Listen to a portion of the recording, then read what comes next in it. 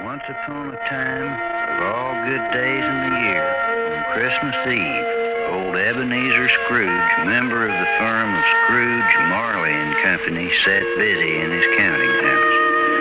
It was cold, bleak, biting weather, and he could hear the people in the court outside go wheezing up and down, beating their hands upon their breasts and stamping their feet upon the pavement to keep warm.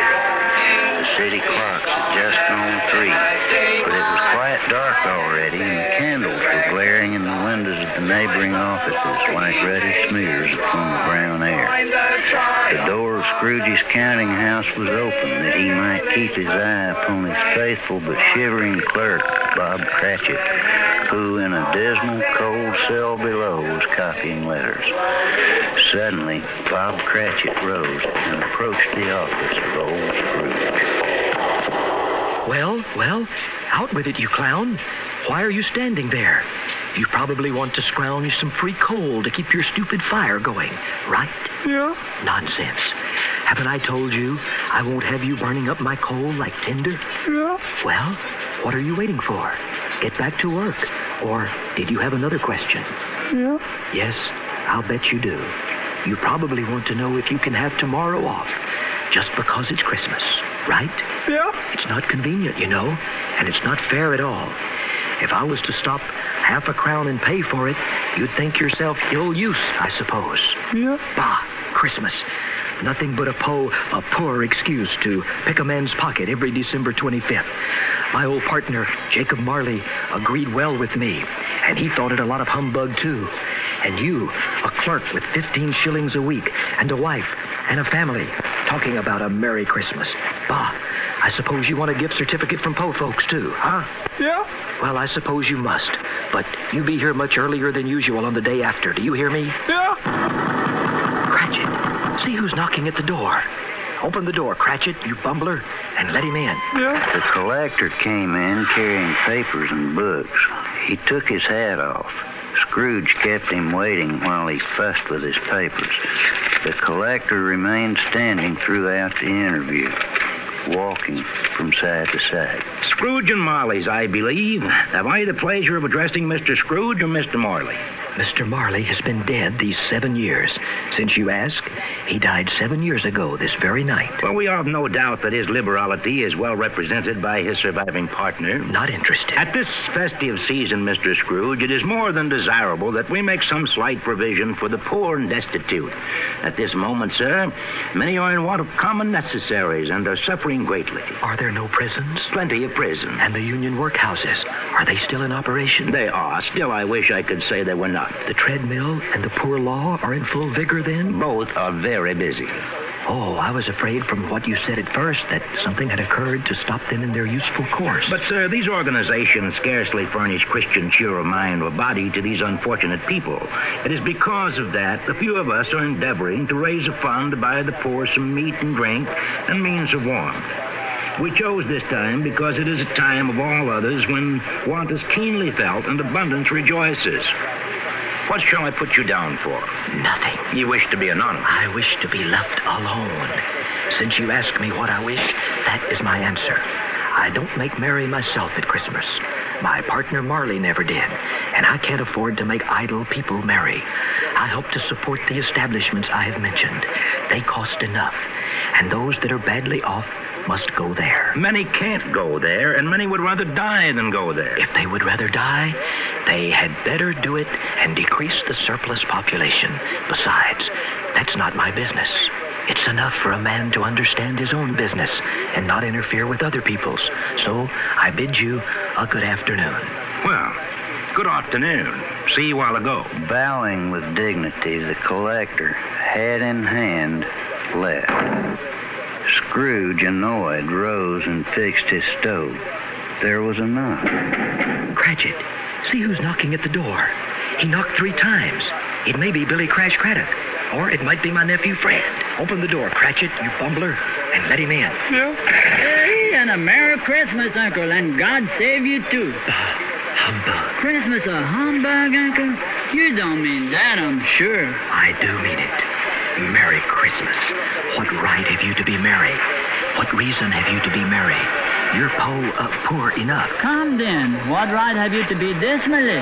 What right have you got to be remorseful? You're rich enough. You got a lot of crawfish, I bet. Humbug. We ain't nothing but po folks. Well, don't be cross, Uncle. What else can I be when I live in such a world of fools as this? Merry Christmas. Out upon Merry Christmas. What's it to you but a time of paying bills without money? If I could work my will, every idiot who goes about with Merry Christmas on his lips should be boiled with his own pudding. He should. Sure enough, Uncle Scrooge. Nephew, keep your Christmas in your own way, and let me keep it in mine. Well, keep it, but you don't keep it. Let me leave it alone, then. Much good it has ever done you, or will. Uncle Scrooge, it has done me a lot of good. Apart from its sacred celebration, it brought me a good time. A kind, forgiving, charitable, happy time. The only kind and the only time I know in the whole calendar when men and women open their hearts that sometimes stay closed the rest of the year. Yes, Uncle Scrooge, though it has never put a scrap of silver or even a crawfish in my pocket, I believe it has done me more good and would be more gooder than good, and I say God bless it too. You're quite a powerful speaker, sir. I wonder why you don't go in Parliament or the Louisiana legislature. Well, don't be angry, Uncle Scrooge. Dine with me tomorrow. We're going to have some crawfish and some alligator tail. No, I won't dine with you. Sure, no, but why? Why did you get married? Because I fell in love. Because you fell in love. Good afternoon. Well, nay, Uncle, but, you know, you never come to see me before I was married. Why give that as a reason for not coming now? Good afternoon. Well, Uncle Scrooge, why can't we be friends? Even just friends. We have never had any quarrel to which I have a party or even have been a party, and we never will. We never gonna. And I have come to see you in homage to Christmas, and I'll keep my Christmas spirit to the last. A Merry Christmas and a big Uncle Scrooge. I realize I don't speak very loud, but for the third time, good afternoon. And a Happy New Year and a bigger and much more bigger to you, Uncle Scrooge. After such a disturbing afternoon, Scrooge took his melancholy dinner in his usual melancholy tavern, and having read all the newspapers, went home to bed. He lived in chambers which had once belonged to his irascible old partner, Marley, a gloomy suite of rooms, old and dreary, where no one lived but Scrooge, the other rooms being let out as offices.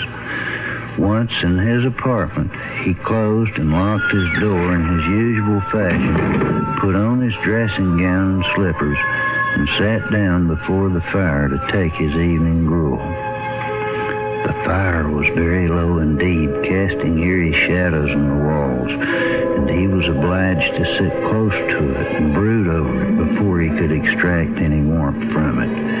As he leaned forward in his chair, his glance happened to rest upon a bell, a disused bell that hung in the room and communicated, for some purpose long forgotten, with a chamber in the highest story of the building. It was with great astonishment and a strange dread that, as he looked, he saw this bell begin to swing, first softly, then so loudly that every bell in the house joined in and rang also.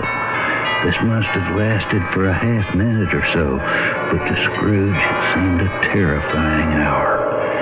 The bell ceased, only to be followed by a clanging noise deep down below, as if some person were dragging a heavy chain over the casks in the wine merchant's cellar.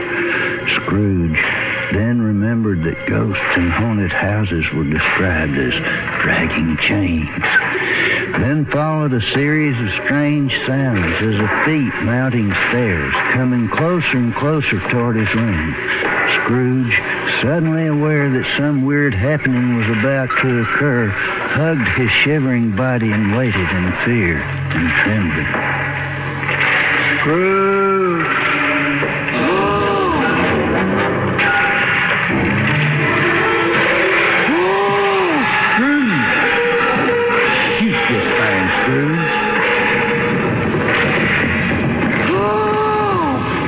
Knock him out, Scrooge.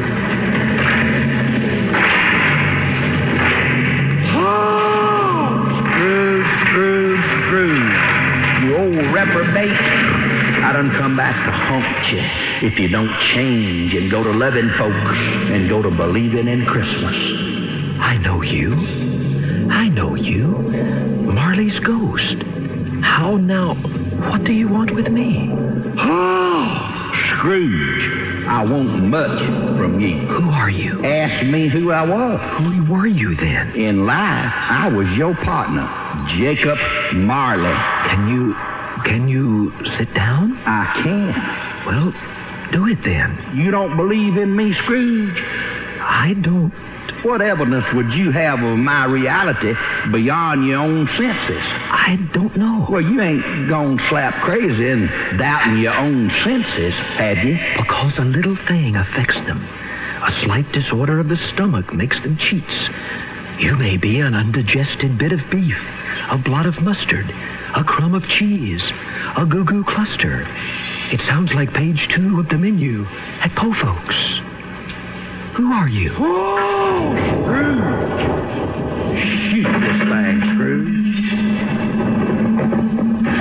Oh! Knock him out, Scrooge. Mercy, dreadful apparition. Why do you trouble me? Man of worldly mind, do you believe in me or not? I do. I must. But why do spirits walk on the earth? And why do they talk like they're from Route 4, Liberty, Mississippi? Oh, Scrooge, Scrooge, Scrooge.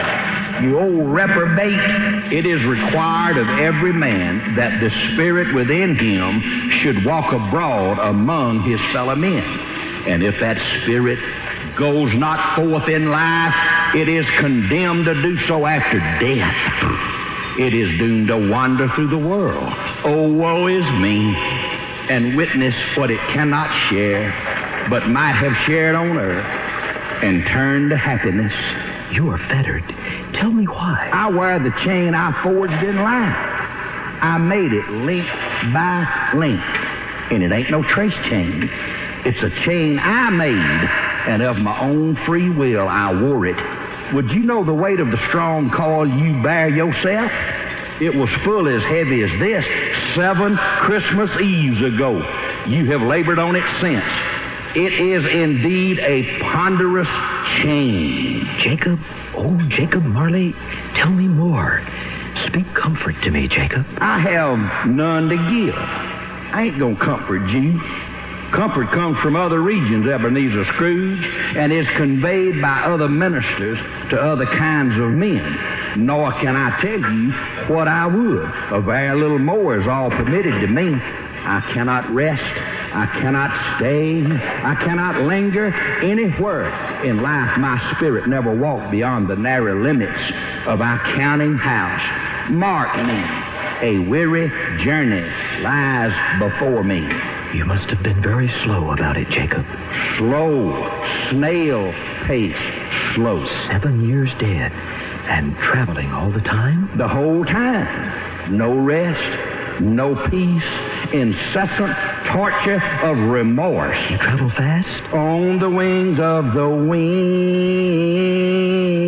You have a silver eagle? Oh, Scrooge! You must have got over a quantity of ground in 7 years. Is Tandy Rice still your agent? Oh, captive, bound and doubled iron, not to know that any Christian spirit working kindly in its little sphere, whatever it may be, will find its mortal life too short for its vast means of usefulness, not to know that no space of regret can make amends for one's life, opportunities misused. Yet such was I. Oh, such was I. But you were always a good man of business, Jacob. Business? Mankind was my business. The common welfare was my business. Charity, mercy, forbearance, and benevolence were all my business. The joy of giving was my business. The dealings of my trade were but a drop of water in the comprehensive ocean of my business. At this time of the rolling year, I suffer most, with my eyes turned down and never raised them to that blessed star which led the wise men to a poor abode. Were there no poor homes to which its light would have conducted me? Hear me. My time is nearly gone. I will. But don't be hard upon me. Don't be flowery, Jacob. Pray. How is it that I appear before you in a shape you can see me? I may not tell. I have sat invisible beside you many and many a day. Yeah, observing you, smelling you, knowing everything you doing. That is no light part of my penance. I'm here tonight to warn you that you have yet a chance and hope of escaping my fate, Ebenezer. You always were a good friend to me. Thank you. Hear me. You will be haunted by 3 spirits. Is that the chance and hope you mentioned, Jacob? It is. I think I'd rather not. Without their visits, you cannot hope to shun the path I tread. Expect the first tomorrow when the bell tolls 1. Couldn't I take them all at once, like the Glazer brothers, and have it all over with, Jacob? Scrooge, Scrooge, Scrooge. Expect the second on the next night at the same hour. The third upon the next night when the last stroke of 12 ceases to vibrate. Look to see me no more. No more. Oh, Scrooge. Shoot this thing, Scrooge. Oh, knock him out, Scrooge. Slowly and quietly, the specter floated out upon the dark, bleak night, leaving Scrooge desperate with the curiosity behind. After a moment, he followed and went to the window and looked out. The air was filled with phantoms wandering hither and thither in restless haste, and moaning as they went. Every one of them wore chains like Marley's ghost. Many he knew personally. Old friends who had passed on, business acquaintances, all bound and fettered and wailing in mournful dirge. He had been quite familiar with one old ghost in a white waistcoat with a monstrous iron safe attached to his ankle, who cried piteously at being unable to assist a wretched woman when he saw on the doorstep below. The misery of them was all clear. They sought to help in human matters and had lost the power forever. With a painful sigh, Scrooge closed the window and examined the door by which the ghost had entered. It was double locked, just as he had locked it in the early evening. He tried to say humbug, but stopped at the first syllable, and feeling much in need of repose, went straight to bed and fell asleep on the instant. Subconsciously, from deep in the realms of sleep, old Scrooge heard the clock toll a quarter hour, the half hour, and remembered that the ghost had warned him of the visitation on the stroke of 1. Recalling this, he dozed fitfully, and the instant of 1, as he lay there, lights flashed up in his room. He blinked and stared wide-eyed at what he saw before him. Scrooge sat up in bed in his nightshirt and cap, staring. The ghost of Christmas past entered slowly as the clock was striking 1. Scrooge looked. Then he took his glasses from under his pillow, put them on his nose. He looked again, and then threw them away, terrified. Are you the spirit, sir, whose coming was foretold to me? I am. Who and what are you? I am the ghost of Christmas past. Whisper in, Scrooge. Long past? No, your past. What then? What would you need of me? Rise and walk with me. I am mortal and liable to fall. Nay, my hand will support thee. Look beyond. What see you? Good heavens. I see why I was a boy here. All this I remember well. Your lip is trembling. And what is that upon your cheek? Could it be grease from Hope's fried chicken? They are not teardrops. Lead on, spirit. I will follow. You recollect the way? Remember it? Why, the path of my boyhood. I could walk it blindfold. Strange to have forgotten it for so many years. Strange. But let us go on. A school. Do you remember? But of course you do. Even though it is Christmas Eve, however, it is not quite deserted. A solitary child, neglected by his friends, is left there still. You know, still like... Still, though you broke my heart. I know him all too well. My own lost boyhood. My lonely self.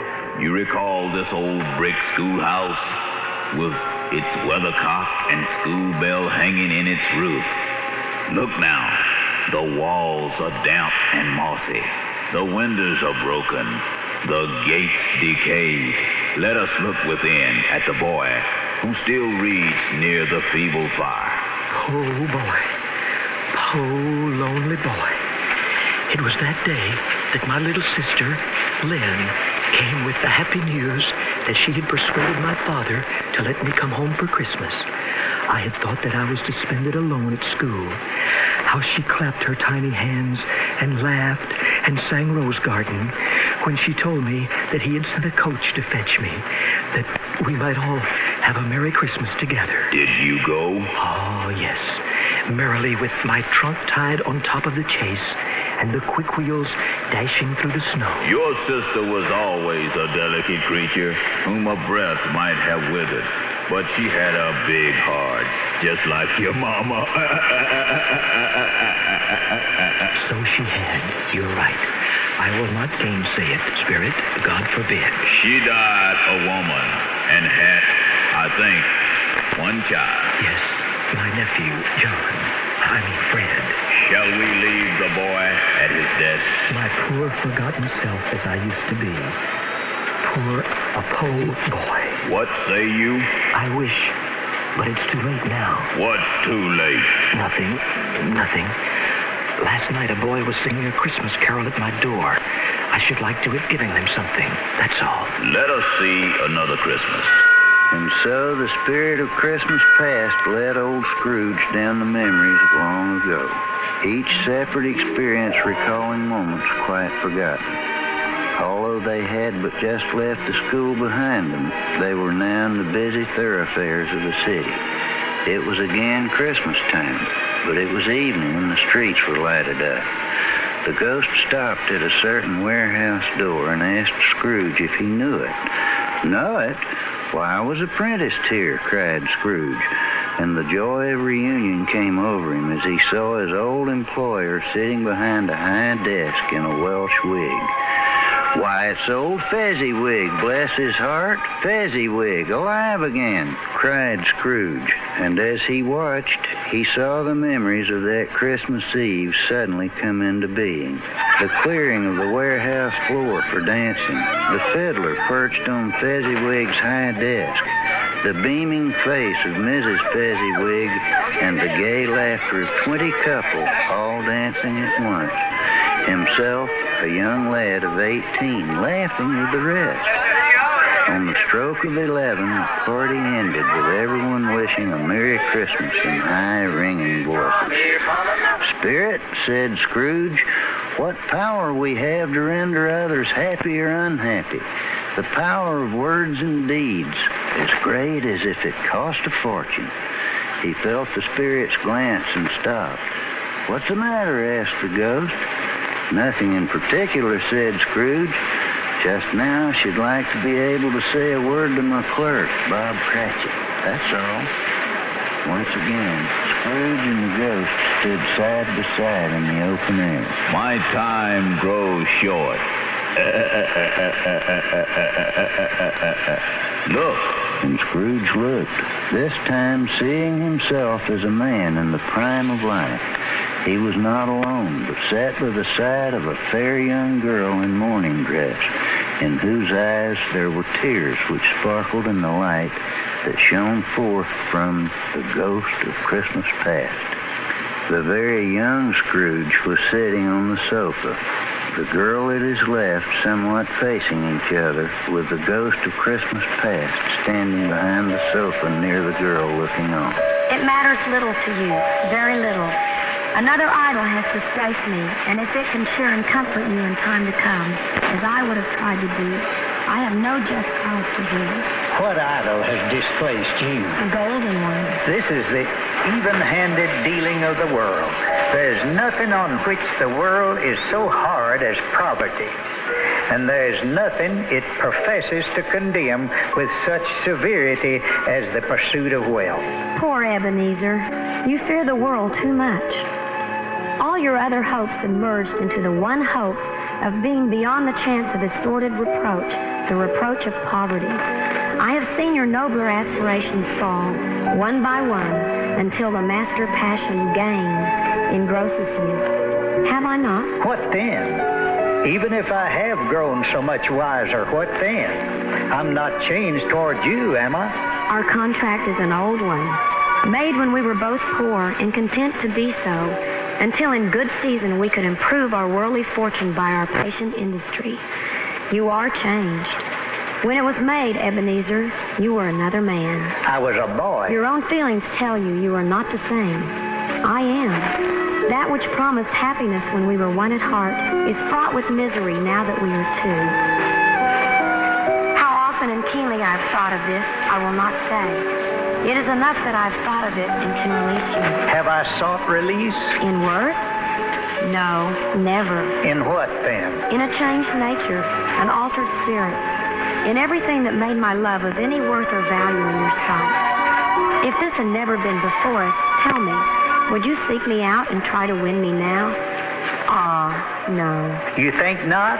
I would gladly think otherwise if I could. Heaven knows I would. But if you were free today, tomorrow, can even I believe that you would choose a dowerless girl? You, who in your very confidence with her weigh everything by gain. Or even if you should, do I not know that regret would surely follow? I do. And I release you with a full heart for the love of him that you once were. May you be happy in the life you have chosen. Sure. Conduct me home. Why do you delight to torture me? One shadow more. Only the shadow knows. No more. I don't wish to see it. But the relentless ghost pinioned him in both his arms and forced him to observe what happened next. They were in another scene and place, a room, not very large and handsome, but full of comfort and Christmas cheer. Near to the winter fire sat a mother and daughter, so alike in their loveliness that Scrooge caught his breath to think that the comely matron might once have called him husband, and that another such creature, quite as graceful and as full of promise as her daughter, might have called him father and been a springtime in the haggard winter of his life. As he watched, a knocking was heard at the door, and such a rush ensued, the younger children just in time from play to greet the father who had arrived, laden with toys and Christmas presents.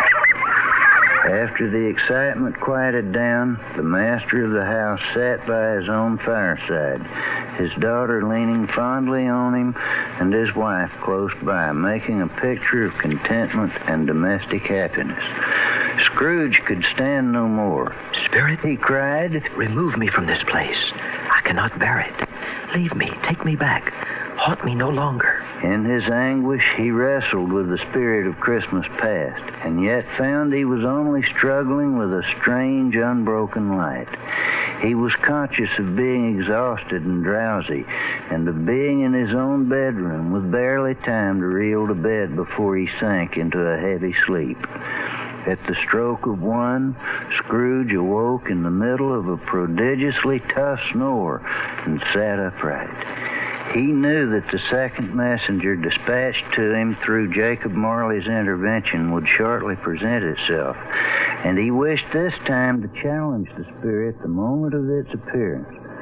However, no spirit came. 5 minutes, 10 minutes passed until the clocks proclaimed the hour, and he still sat alone. At last he began to think.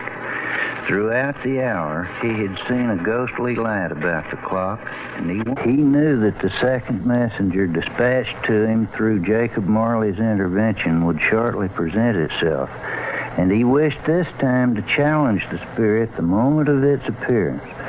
However, no spirit came. 5 minutes, 10 minutes passed until the clocks proclaimed the hour, and he still sat alone. At last he began to think. Throughout the hour, he had seen a ghostly light about the clock, and he wondered if in the adjoining room he would find its weird source. He had hardly moved when a strange voice called him by name and bade him enter. He obeyed. It was his own room. There was no doubt about that, but it had undergone a surprising transformation. The walls and ceiling were so hung with living green that it looked like a perfect grove from every part of which glistened clean berries. It was as Christmassy a sight as old Scrooge had ever seen. A ghost of Christmas present was seated in his chair as Scrooge entered. Come in and know me better, man. I am the ghost of Christmas present. Look upon me. Spirit, conduct me where you will. I went forth last night on compulsion, and I learned a lesson which is working now. Tonight, if you have aught to teach me, let me profit by it. Touch my robe. Not me shirt, me robe. Now, what say you? I see gaiety and Christmas cheer everywhere. Stores lighted up, and holly and mistletoe. That noise. Do you know whose house that is? Yes, it's the humble home of my clerk, Bob Cratchit. Look, Spirit, how happy they are. The children dancing around the table, while Mrs. Cratchit lays the feast before them. It looks like it is catfish and hush puppies. And who is that man who enters so merrily, carrying a tiny, crippled lad on his shoulder? That, sir, is Bob Cratchit and his son, Tiny Tim.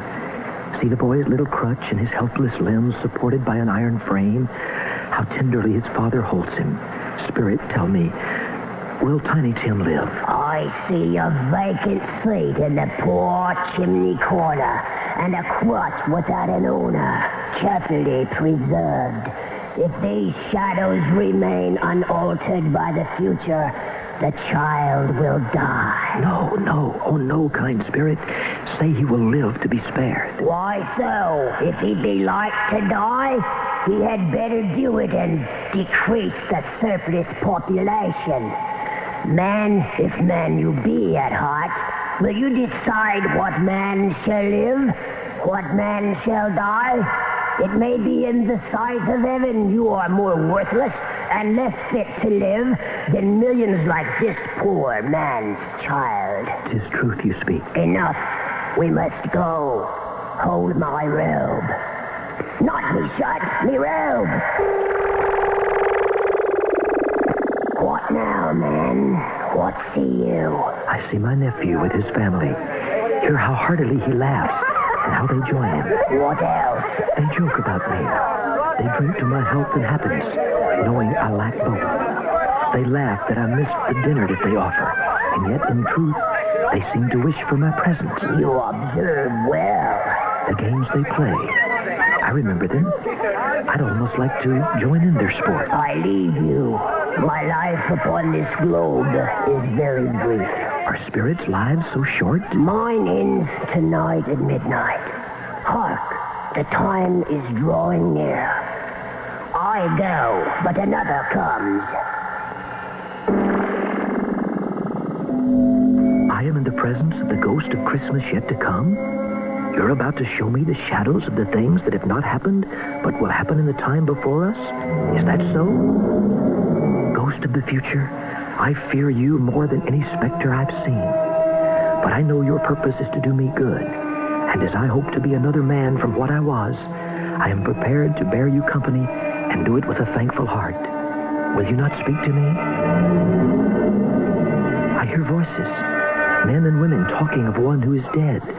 They rejoice in his death and speak with cold dislike.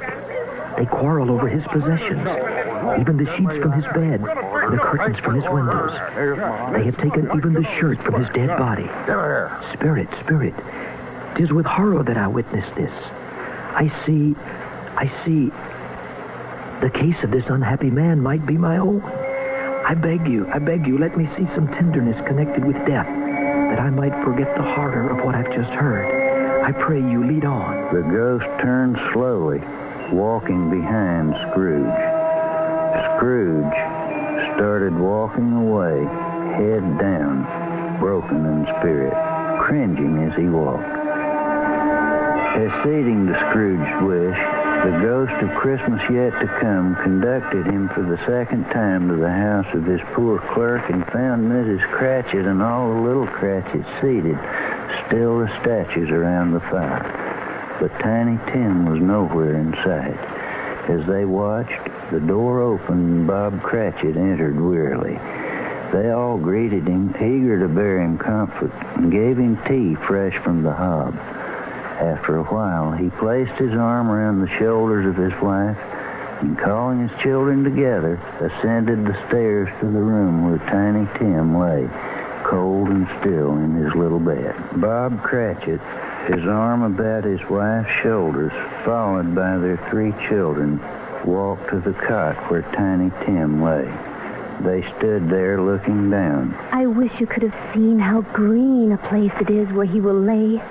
It would have done you good, my dear. Yeah. But you'll see it often. I promised him we would walk there every Sunday, and I would bring him a yellow rose. From Texas, Mom? Very good, Johnny. My name isn't Johnny, Mommy. It's Peter. Quiet. Ow! My little Tim. My little Tim. But we mustn't be sorrowful. Oh, boy, Mom. Let's have a party. Ow! Robert, he's where all little angels go. And we must be gay and happy this Christmas, as he would have us. Yeah. But however and whenever we part from one another, I am sure we shall none of us forget poor Tiny Tim. Shall we? Yeah. Or this first parting that there was among us. Never, Mother. Never. Oh, no, Mother. And I know, my children, that when we recollect how patient and mild he was, though he was a little child, we shall not quarrel easily among us and forget poor Tiny Tim in doing it. Never, Mother. Never, Mom. Never. What? Ow! I am very happy, my dears, for him and for us all. This shall be a merry, merry Christmas. Mommy, somebody's been sleeping in my bed. Wrong story, Johnny. That's Peter, Mom. Once again, the silent ghost of Christmas yet to come beckoned Scrooge to follow, first leading him past the window of his own counting house that he might look in. Scrooge hastened to see what the future held for him there, but saw nothing that he recognized. It was an office as before, but not his. Another had taken his place and sat at the desk which had been his for so many years. He bowed his head that he might erase the sight. The phantom beckoned him on, pointing as before, this time to an old churchyard overrun with grass and weeds, forgotten and untended. The spirit stood among graves and pointed solemnly to one. Scrooge, cringing and trembling, followed by the ghost of Christmas yet to come, walked to the grave. Before I draw nearer to that stone to which you point, answer me one question. Are these the shadows of things that will be, or are they the shadows of things that only may be? Men's courses will foreshadow certain ends, no doubt. But if these courses be departed from, the ends will change. Say it is thus with what you show me. I beg you, say it. My name, 'tis my name, Whispering Scrooge, that is carved in the stone. Am I the man whose death they welcomed, over whose possessions they quarreled? No, Spirit, oh no. Spirit, hear me. I am not the man I was. I will not be the man I must have been but for this intervention. Why show me this if I'm past all hope? Good Spirit, your hand trembles. Your nature intercedes for me and pities me. Assure me that I may yet change these shadows you have shown me by an altered life. I will live in the past, present, and the future. The spirits of all three shall strive within me. Oh, tell me that I may sponge away the writing on this stone, whispering Scrooge. I beg you, tell me. The ghost was standing up. Scrooge, still on his knees, was reaching up for the ghost's hand. In his agony, old Scrooge caught the spectral hand. It sought to free itself, but he was strong in his entreaty and detained it. The spirit, stronger yet, repulsed him. Holding up his hands in a last prayer to have his fate reversed, he saw a sudden alteration in the phantom's hood and dress. It shrunk, collapsed, and dwindled until his hands clasped nothing but emptiness. The ghost of Christmas yet to come had left him. Scrooge was sitting on the side of his bed in his nightshirt and cap, his eyes shut, his hands reaching up for the ghost's hands. I will honor Christmas in my heart and try to keep it all year. Oh, tell me, I may sponge away the writing on this stone. I beg you, tell me. I live. I am not dead. I haven't been in the charts lately, but I'm not dead. Oh, Jacob Marley, heaven and Christmas be praised for this. I say it on my knees. Oh, Jacob, on my knees. I don't know what to do. I'm as light as a feather. I'm as happy as an angel. I'm as merry as a schoolboy. A Merry Christmas to everybody. A Happy New Year to all the world. Hello, hello. I don't know what day of the month it is. I don't know how long I've been among the spirits. I don't know anything.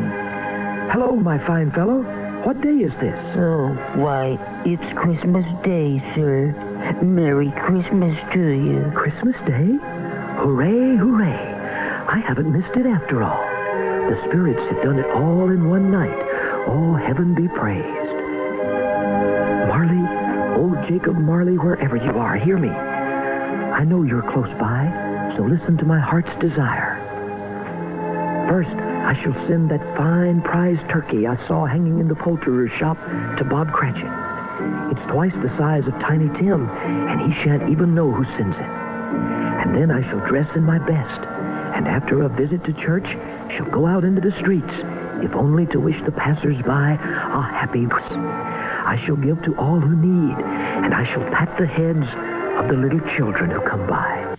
Bless my soul, how surprised they will be to have me sit at the table with them in happy fellowship. And then Marley, dear Jacob Marley, I shall go my way to Bob Cratchit's home to partake of that splendid bird with them, to whisper in Bob's ear that so long as I live, want shall not darken their door again.